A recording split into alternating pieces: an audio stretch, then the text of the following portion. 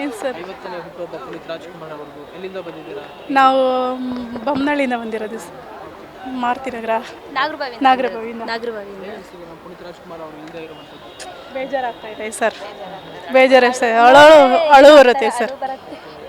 ಯಾವತ್ತಾದರೂ ಆ ಪುನೀತ್ ರಾಜ್ಕುಮಾರ್ ಅವರ ಸಿನಿಮಾ ನೋಡುವಾಗ ಅವರು ಡೆತ್ ಆದಮೇಲೆ ಎಮೋಷನಲ್ ಮೂಮೆಂಟ್ಸ್ ಆಗಿದೆ ಸರ್, ಆಗಿದೆ.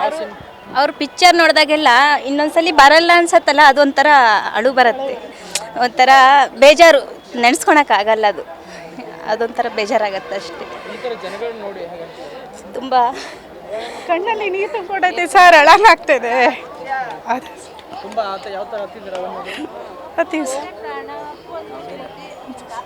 ಹತ್ತೀವಿ ಸರ್. ಸರಿ. ಗೊರಗುಂಟೆಪಾಳ್ಯದಿಂದ.